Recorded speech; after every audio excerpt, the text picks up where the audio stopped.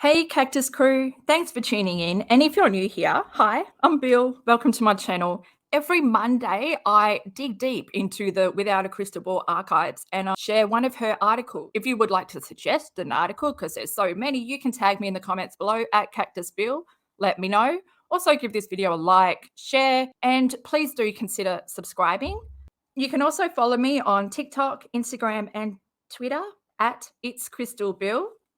This article is a redo. When I first started reading these articles, I wasn't up to my usual vocal skills. I feel like I could do a better job. And this article is crucial because it explains the first 4 years of V's life. Why was his hydrocephalus ignored? Or were they even paying attention? Everything that I say is my own opinion. If Katie had any kind of self-awareness, she would realize that this article is not explaining when she's on the verge. It's explaining that she is basically an alcoholic. And we know that she has not stopped. She has continued. And we know that she did say they stopped drinking. But there's photos out there of her drinking around this time. So hashtag Katie Joy is a liar. When I was on the verge of becoming an alcoholic mum. August 23, 2018 by Katie Paulson. I am an adult with ADHD and anxiety. For most of my life, I have self-medicated with alcohol. When I became a mother, my anxiety increased to uncomfortable levels. After a long day watching my son, I relied on a glass of wine to calm my nerves. Other mums around me did the same things. Playdates always involved alcohol. Our kids ran amok. We tossed back cocktails. Drinking felt normal to me. After waking up too many weekends with pounding headaches, I realized something was very wrong in my life. My years of anxiety had forced me to turn to self-medicating with alcohol. I knew I was on the verge of becoming an alcoholic and I had to quit. My husband and I always enjoyed sharing a bottle of full-bodied red wine. Cabernets and spicy Spanish reds were our favorites. When we built a home in 2013, we added a wet bar in our basement. The bar included racks for wine. I looked forward to collecting and storing wine. I envisioned us drinking moderately. Drinking is really the only thing that Toad and Katie have in common. However, anytime we bought more than a few bottles of wine, our rack was empty within a week. The more wine we bought, the more wine we drank. We were never able to have alcohol in our home and not drink.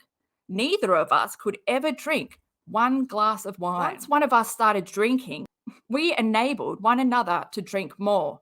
Together, we could polish off a bottle or two of wine on a weekend night.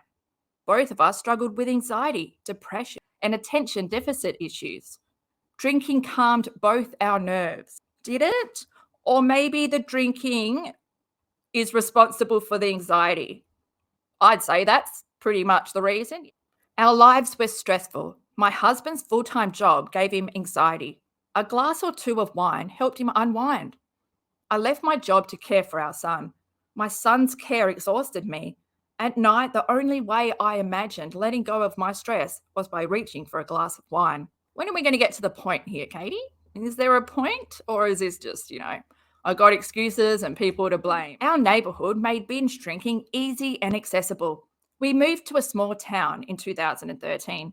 Neighbors had parties and bonfires in the summers. Adults sat around the fire binge drinking until the early hours of the morning.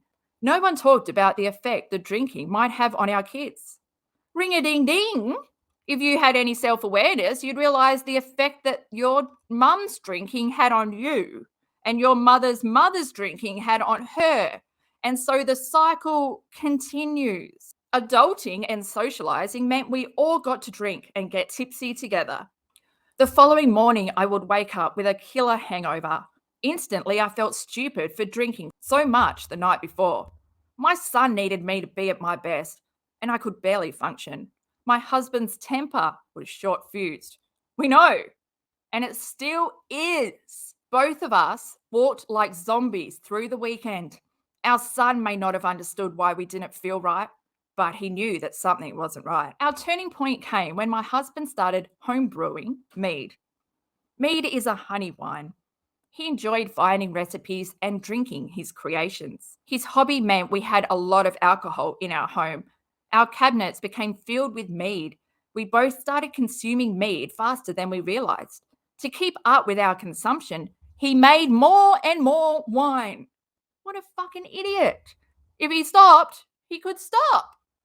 Eventually, I realized we had a huge problem. The Postons have a problem and it is huge. On a March evening, both of us sat in our house. Our whole family ended up with influenza. While ordinary people use time of illness to rest and recover, we didn't take a break from drinking. When I was drinking while I was sick, I knew I had to stop. You kept on going and you kept on going because you had so much mead to drink. Since early March, my husband and I have lived relatively alcohol free. I call bullshit on that. My husband gave up drinking completely. He knew his family background with alcoholism meant he needed to be completely abstinent.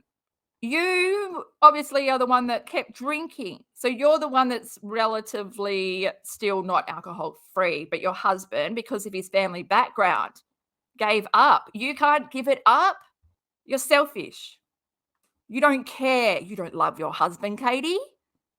Do you love your husband or wine more? Fuck, I can see wine. Both of his parents are were addicts too. So his mom passed away, but she was sober for over a decade before she passed away.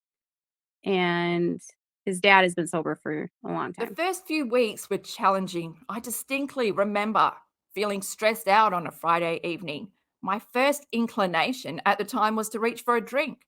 When I realized my first reaction to stress was to drink, I knew I had developed a terrible habit. I'm getting really over these last line of your, 3-sentence paragraph.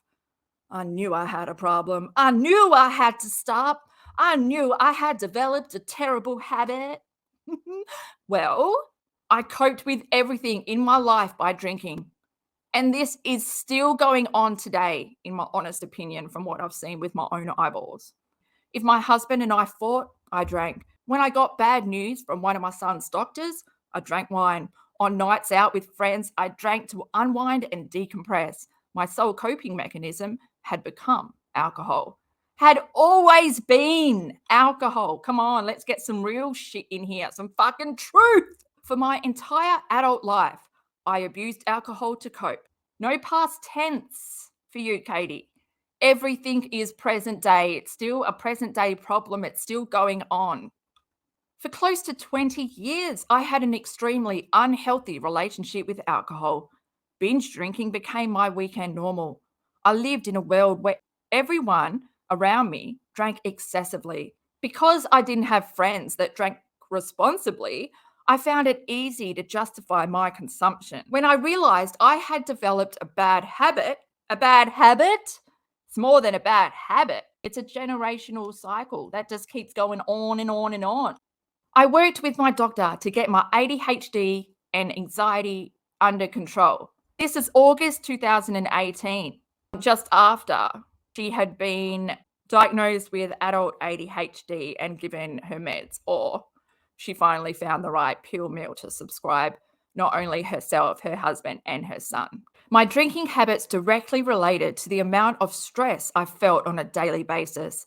I knew that ADHD put me in a higher risk for alcohol and drug dependence. Alcohol and drugs release dopamine that my body craves and lacks due to ADHD. What kind of drugs? Were you on some drugs? Okay. My doctor helped me understand the importance of continuing my medication. She also directed me not to drink so the medications could do their jobs. Now, the story is that your psychiatrist told you that you can drink on your meds. Oh, Katie. But everyone who's on ADHD meds knows that you're not meant to drink alcohol on them. So while you sit there and lie and look like a complete idiot drinking on IG Live because you're a journalist and you can drink on the job, when I stopped drinking, I realized my medications worked better. I had better focus, less stress, and more energy. Deciding to quit binge drinking wasn't easy. However, I'm glad I decided to put my health, marriage, and son first. My husband and I are approaching our 6-month anniversary since we stopped binge drinking. Hang on.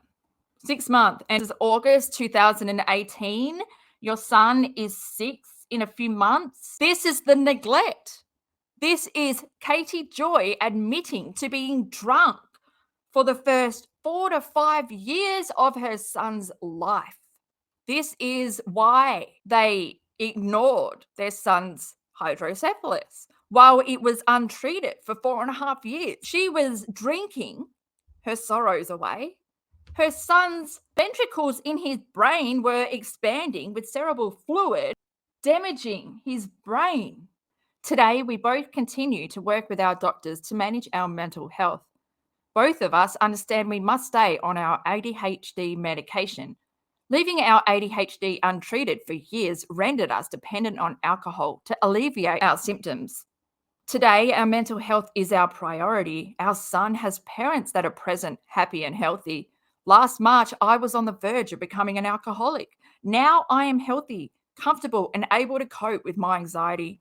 My husband and I are better parents to our son because we quit drinking. Your husband still yells at him. You still are drinking. You are still continuing the cycle, Katie. Adults with ADHD, anxiety, or depression don't have to struggle with addiction. So did you struggle with addiction, Katie? Is this you admitting that you were addicted to some other substance? Adults with ADHD, anxiety, or depression don't have to struggle with addiction and alcohol dependence. Therapy and medication can help individuals reduce anxiety, depression, and stress related to the disorder. If you are worried you are dependent on drugs or alcohol, please consult your doctor and seek help. No child deserves a parent that is drunk, hungover, or addicted to alcohol. Binge drinking around children increases their risk of abusing alcohol as adults. Alcohol abuse also increases a parent's risk of abusing and neglecting their child. We know, we have seen it in your child who you neglected for the first 4.5, 5 years of his life. You've just admitted to why the neglect happened. I knew I didn't want my child to become a statistic. This is all words for you. Your actions are a very different story. Take charge of your life because Katie Joy hasn't. I promise you that you will never regret putting yourself and child first. Find treatment and resources for alcohol and drug dependency here. Without self-awareness, you're unable to see the truth that we can see because we are not you. Thank fuck. And no one's jealous of you. No one wants to ever be you. You hate the world because you hate yourself. Same day, every day. That's your life. This whole article, when I was on the verge, I nearly became an alcoholic, but I saw myself and I said, Katie, you've got to stop. If we can stop, so can you. Pick up your tambourine and jump around where the post ends. We don't sit in our drinking chair. Oh no, we don't do that. We got so much stuff to do. Our son plays sports, and every day after school we're doing that. We never come home and sit in our drinking chair. What a load of bullshit. Continue the discussion in the comments below. Share this. Give this video a like. Hit subscribe, comment. Take care out there.